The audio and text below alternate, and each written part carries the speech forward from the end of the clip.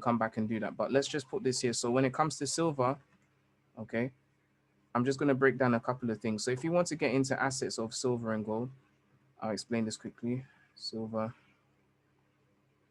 for the question that was asked, let's put gold here. All right.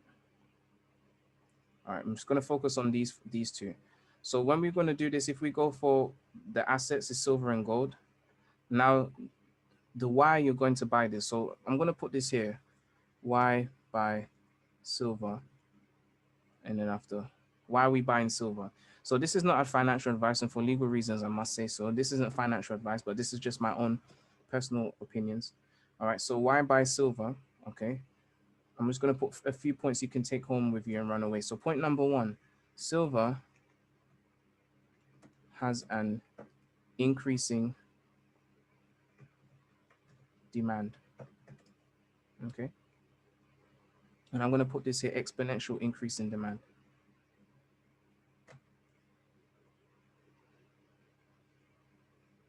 Should put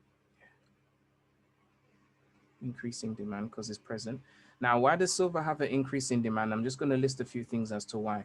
All right. Number one, me and Alexandra done the research on this. Okay, so thank him for this too. One of the biggest reasons is because of green energy technology. Okay, green energy technology. Now, green technology, okay, is a very important subject in our world because we know that things like oil, fossil fuels as a whole, okay, oil, gas, they do have a life, expectancy on them, which is not that long. Okay. For example, I believe, I forgot what country it is. I believe it's Dubai. Not country. Dubai is not a country, it's a state. But, in the United Arab Emirates, it is very rich in oil. But specifically in Dubai, I think they only have about, if I'm correct, about 5 years or 5 to 10 years of worth of oil left in their, and I think that's in their reserves. Okay. So there's not that much left, when it comes to oil, when we speak of Dubai. Okay, and in the world, I believe we have about 30 to 50 years. I think the numbers vary quite differently with different scientists, but I think we're looking at around something like that. And so, what does silver have to do with it? Now, without going into too much deep details about the technological side, one of the biggest, alternative energies, or this is the kind of industry that is growing at a very high rate, is, alternative energy. All right, would be solar panels. Okay, solar panels, in order for them to function, they need silver, and they need quite a lot of silver. Okay, solar panels. All right, we need silver for that reason, and in other technological devices as well. Okay, there's not a lot, but there is silver in things like windmills as well, windmill technology. Okay, and without silver, no solar panels. And the aim is, you can look at the figures for this, but the aim is, in other words, without going into percentages by what date and whatever, but roughly the world, the world is looking to, by 2050, to every house to have a solar panel. And if you look at developments now, me being in property and been looking at houses and stuff recently, I'm finding that a lot of the houses that are being built from scratch are starting to utilize this solar panel technology, this, the use of solar panels, simply because they want to, be able to have a renewable source of energy.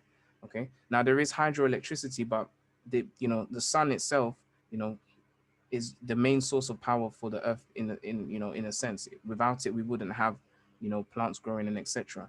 So now we want to utilize, the sun's burst of, energy that usually gets wasted, for us to be able to heat our homes and etc., using infrared radiation and then all of those kind of things and capturing light. All right. So all of the photo cells and different things like that, the infrastructure of those electronic panels need silver. Okay. And because it's an increasing demand, because the world needs it, it's not just a want anymore, it's a need. Back in, 10 years ago, it was kind of like a techie savvy thing to have. But now, scientists are warning against, things about global warming, which is a different issue. But however, in terms of the longevity of creation, or of the, of life to continue, for humans to continue, you know, the generations we will live out, potentially we can outlive the amount of oil. And if there's no more oil, then a lot of resources, a lot of systems that we have in play will not exist.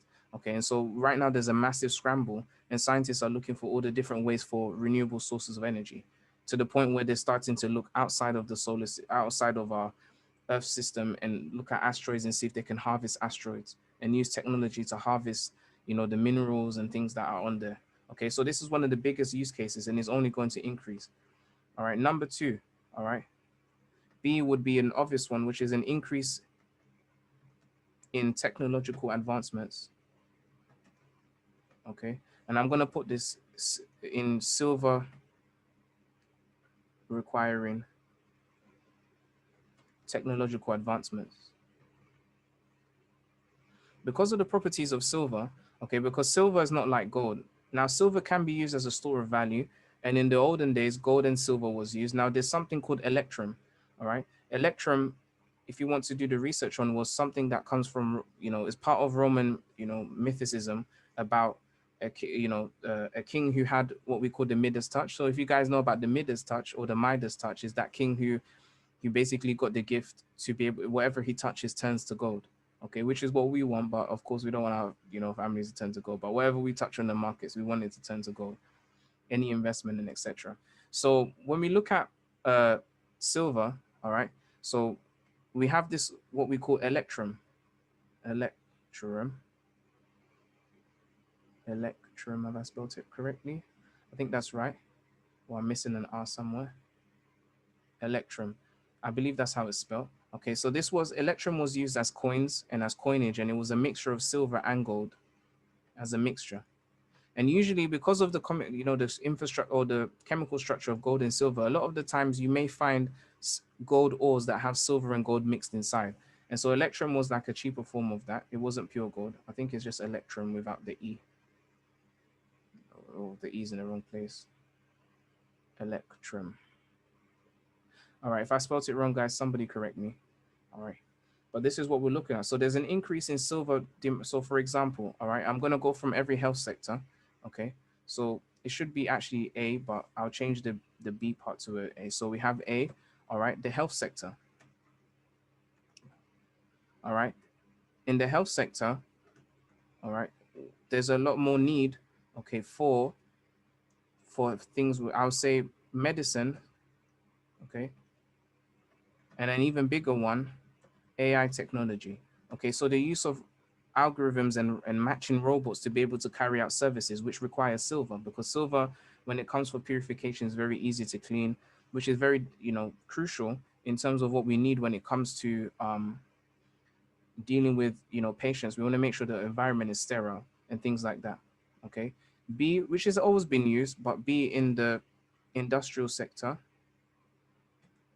Okay, and this is for technology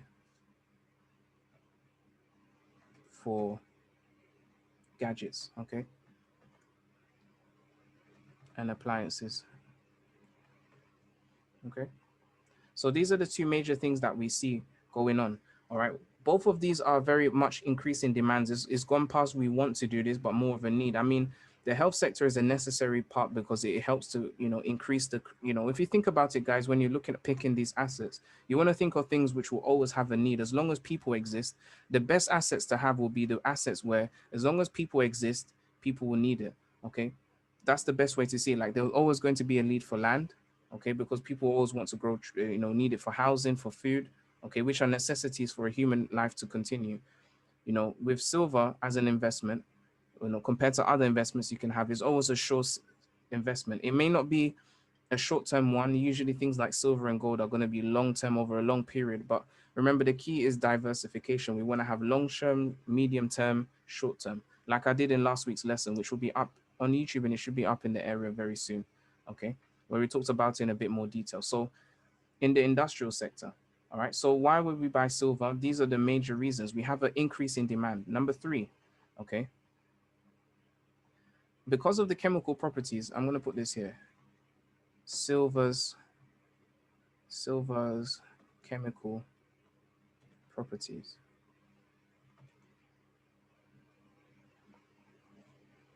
Silver's chemical properties.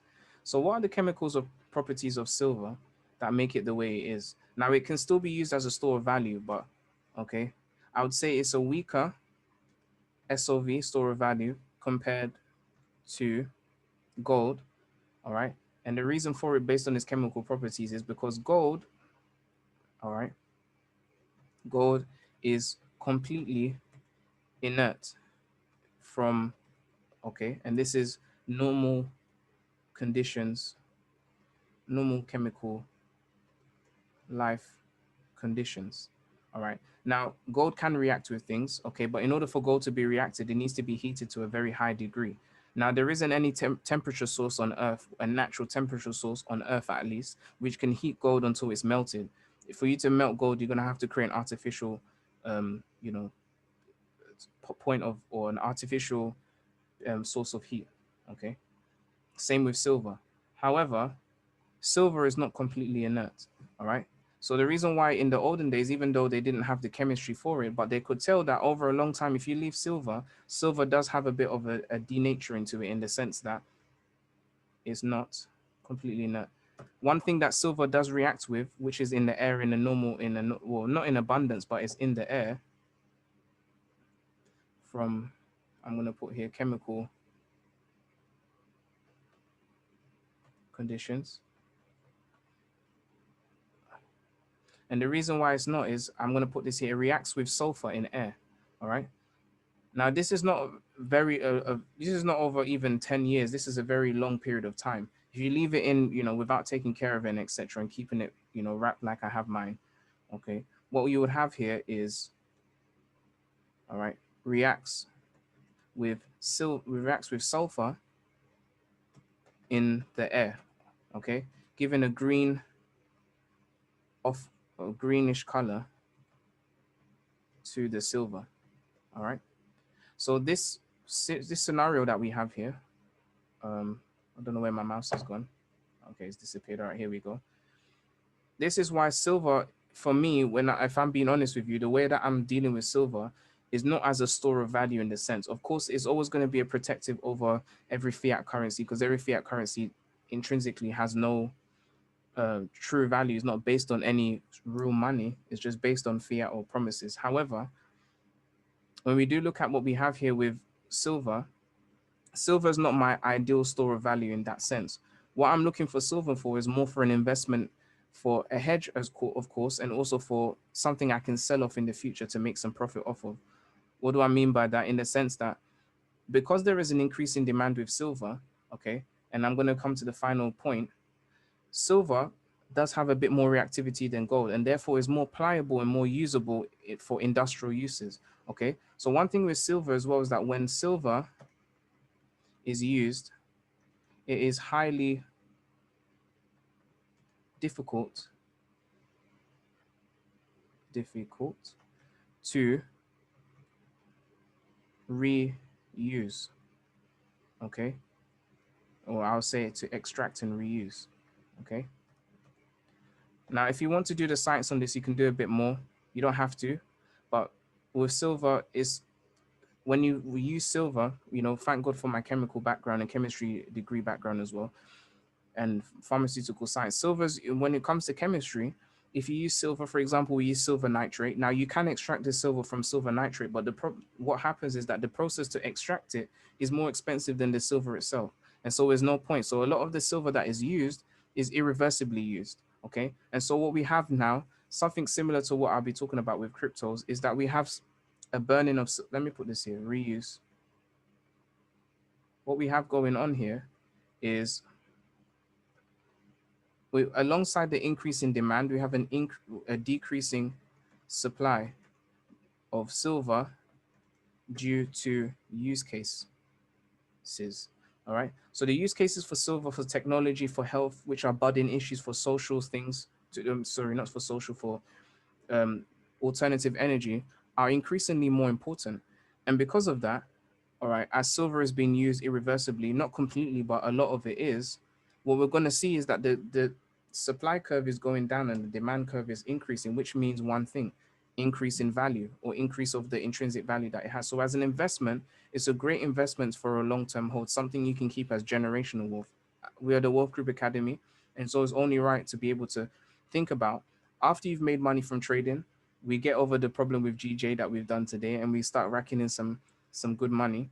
What are you going to do with that money? Of course, you're going to enjoy yourself, bless your family, and build your way into financial freedom. But One thing that you don't want to forget is about silver, because silver is something for a long term. There will become a time when everybody needs to have silver, and everybody's going to need to be able to use silver for a lot more things that we haven't seen yet, because technological advancement only increases. Right now, we're at a stage where, looking at the predictions of economic models, every 6 months, the amount of technological advancement actually doubles. Okay. So we're in a very exponential period, parabolic period of growth. Okay. And at the same time, with that growth, okay, more of the world is becoming modernized. Okay. So there was a time, where more, tribes like kind of like Aboriginal tribes weren't using telephones and weren't using solar panels, were just using just the land. But modernism, or development has entered into even the deepest areas, like places in the Amazon. Now I think there's even signal masters, so you can make phone calls, which would require silver. So as the world is going into this more modern stage of things, and the world is becoming more modernized in places that were not recently modernized, and even with cryptocurrency, more people are being able to be banked or have access to a bank account. This means that the supply, for silver, is going to completely decrease even more, because more people need it in order for there to be live functioning. And companies, of course, need to serve people with phones, technology, and etc. So you can see the narrative here as to why silver is important. All right. Now with silver and with gold, I'm going to put how would you go about buying it, and I'll be ending off here. I'm trying to do a quick 10-minute lesson here. So how do I buy silver? So how do you approach silver? Now there's two questions here. Okay, there's two ways you can buy silver. All right, or three major ways. All right, we have jewelry. All right, then we have over here coins, and then finally, to end off in this lesson for today, we have bars. Bars. Now, what are the benefits of buying bars, and what can we do? So how do we go about it? Now, for me, primarily, I'll keep my money in silver in coins. Now, it doesn't mean I wouldn't get gold bars, because they are helpful. Now, why am I using gold coins? Now, for us in the UK, and I believe around the world as well, one of the most beautiful things about buying silver coins is that it's exempt, okay, from the T word that we don't like, from capital gains tax, okay? Capital gains tax. Okay, so what we call CGT for short. All right, so when you're going to buy silver, this is one thing you need to look for, because not every coin actually is capital gains tax exempt. Okay, but in general, because coinage, they've been minted, so they're money, you can't tax money. You see that? Whereas bars is seen as a commodity, so you can tax a commodity, but you can't tax money. Okay, in that sense. All right. So this is the smart way to, if you want to get into silver, what you want to do. All right. Now gold bars, okay, has capital gains tax. So I'm talking from different perspectives. Okay. So we're exempt from capital gains here, and from here we are with capital. And now capital gains tax, I believe it goes up to about 40%. All right. Now with gold bars is even worse. I think it's 40% with gold bullion. Bullion's tax is what it's called, with gold bars. And what we find is that if you were to make any money from gold, you're going to have to hold a gold bar for you to break even. You're going to, let alone the spread costs and whatever, for you to break even on silver, the price will have to gain 40% of what the current gold bar price is. All right, before you even break even. All right, so gold is a very, very different form of investment. You're not even looking for a growth on it, you're looking for a store of value. And I'll break that down in just a moment. All right, so these are the two things. So one has capital gains tax and one doesn't. Now, what's the other side of the story? The other side of the story is that because of this reason, okay, coins, okay, we have this, what we have premiums, okay, premiums on pricing, on spot pricing specifically, because the price that they offer to you for silver every day depends on the price of the market. Now, this is one beautiful thing as to why it's important to understand how to read the price, because if you understand the technicals, you know where the price is going to be. So you can predict where you're going to make your investments when it comes to these physical assets. And that's what's powerful about having these skills. All right. So premiums on spot prices, all right, go up to around about 8% more, can be 8, sometimes even to 10% more than the actual price, than market price. All right. So if you buy silver coins, this is the thing that you have to go for, because, people know there's a high demand for, coins or for coinage. And number two, the companies themselves know these things, and so they try to take their own cut by increasing the, giving you a premium on top of this whatever the spot price is. Okay. Now I'd rather break even on an 8% movement on silver rather than a 40%. All right. So this is why heavily I'm more involved in coins than I am in gold bars. So let me put this here. So here's gold bars. Okay, now silver bars. Now what's the aim? What's the gain on this? All right. So what you find with silver is that, very low premiums compared to coin. All right. So the gain that you have now, if you're an investor long term, you know, I guess coins wouldn't matter to you. You don't mind paying capital gains tax. For me, I don't want to do that. All right. Now, if you have a way to do it, you probably can put your assets now without going into too much detail, but you might be able to find a way around this picture with this. But I won't talk about that in the next wealth lessons. I'm going to invite my accountant on. All right. As I said, I have many great things planned. My accountant, I'm going to invite him on to teach on along the line of these things one of these days. Okay. But we'll leave it for now. Okay. So how do I buy silver? These are the two things you need to think about. With jewelry, okay, we have premiums on there without, because there's not much space, I'll shorten them out. So with jewelry that you already own as an investment, there's nothing wrong with it, okay, because it can be melted. All right. So you have a premium on there. Premium.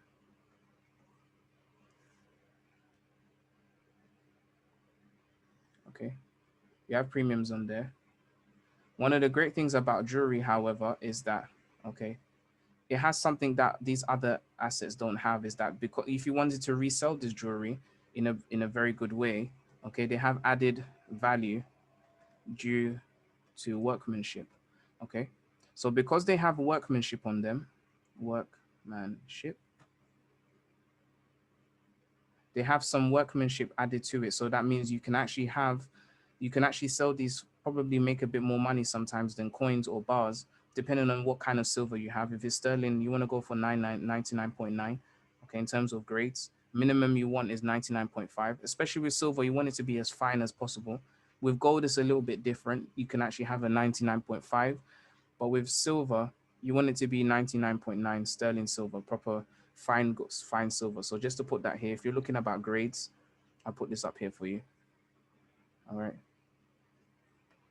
Silver grades. All right. I would say stick to 99.9. Go for fine silver. Okay. Fine silver. So fine silver, 99.9 grade. It's the best to go for. Now, some might be 999.5. Okay. Or 9990, 99%. So in other words, you want 99% to 99.9%. The price difference isn't that great, but the value, market value is a lot better. Okay. Especially with silver, because what it can be mixed with, you know, might not be in, it may not be industrial grade. We don't know.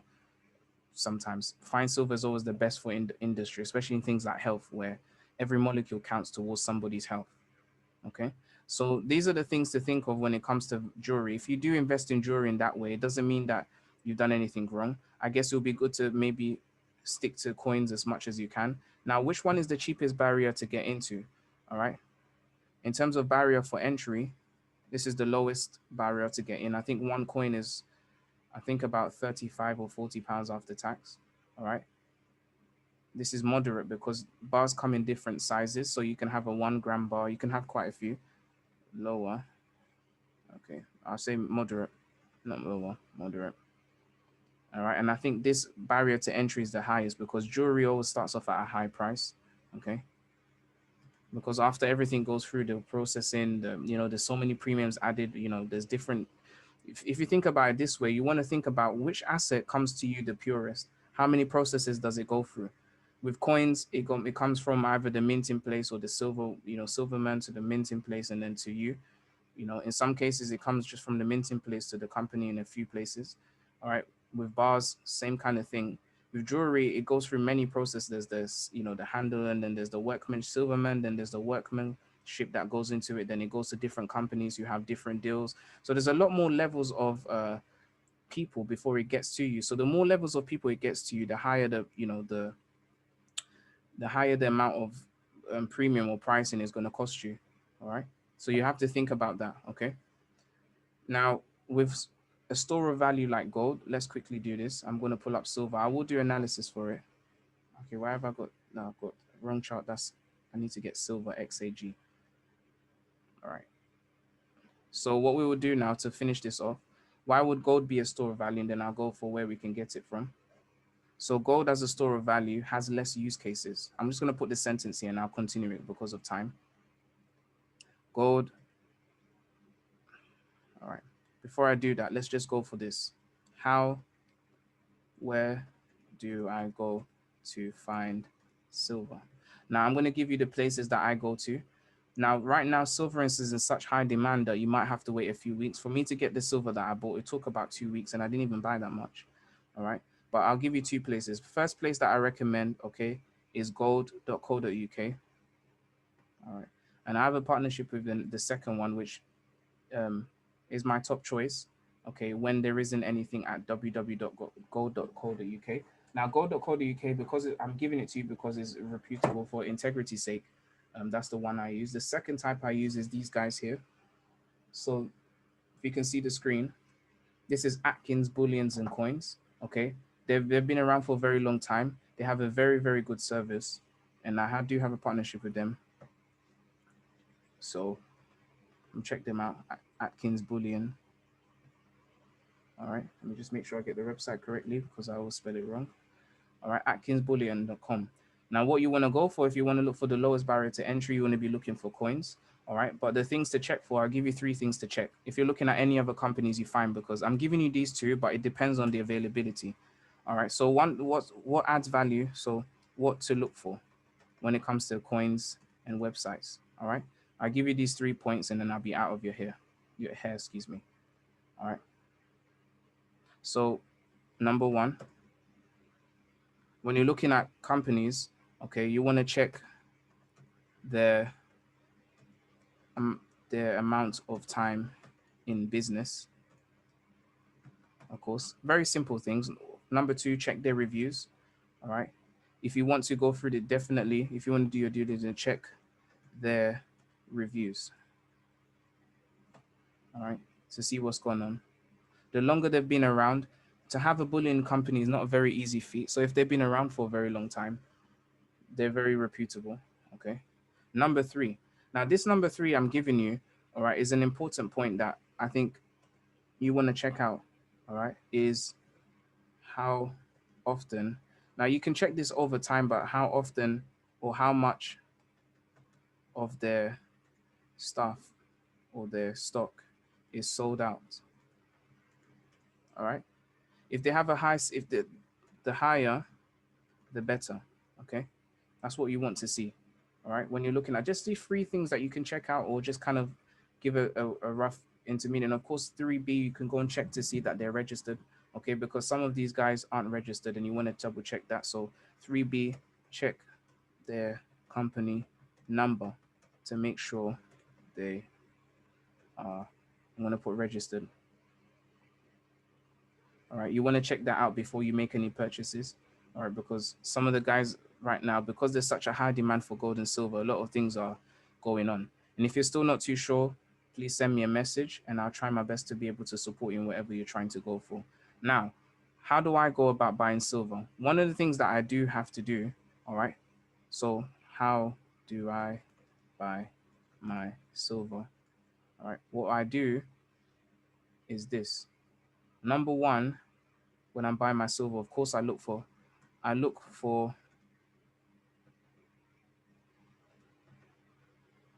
CGT exempt coins. That's the first thing. So whenever you're looking, guys, don't just buy a coin because it's a coin, because not all of them are CGT exempt. Number 2, okay, if I'm looking for added value, I look for coins. I love, even my hands say, I look for coins which have a special, okay, a special theme. For example, Maybe there's a coin that was made in 2020. I don't know. I'm just making this up. But if there was a coin that had a mask on it and it was the year of coronavirus, I guess that would be more of a collector's item. So I would put this here. You know, when I was discussing about antiques, you can, one thing that's amazing about gold and silver is that if you get it right with the coins, you know, you can get, um, create a collectibles pile, or create, I would say creating a collectibles asset section for yourself. All right. So you want to look for coins that are not going to be around. You know, again, they're not going to be made because they're made after a special event or things like that. So they cost, of course, they'll cost a bit more, but in the long run, you know, as we see, somebody bought it for £70 and then they sold it for 2,000. You know, you don't only get the value of silver intrinsically because of the demand for it, but you also get that added sentiment. So you can get two, you know, very important parts of an asset into one picture, okay? Which is the collectible or the non-fungibility, as I taught last week, and also you have the underlying silver as an asset, okay? Now, number three, okay, what I look for, I'll put this here, is that I look, and this is, I'm gonna put this here, make sure I get it delivered to my house. Now, why I'm putting this in capital is because it's important. Because there's, when it comes to silver, because of such a high demand, what companies do to try to appease people, and sometimes for people who are actually looking for storage, is that they all offer storage services. Now, if I be honest with you, after what I taught you about bullions banks, I don't think I'll even trust any company to hold my silver as storage. Not that I don't want to do this, because they actually are holding in storage, you know, but for me, at the moment, with everything that happened, companies, you know, for example, like Robinhood, that said they're for the people, as soon as money is involved, they're not for the people anymore.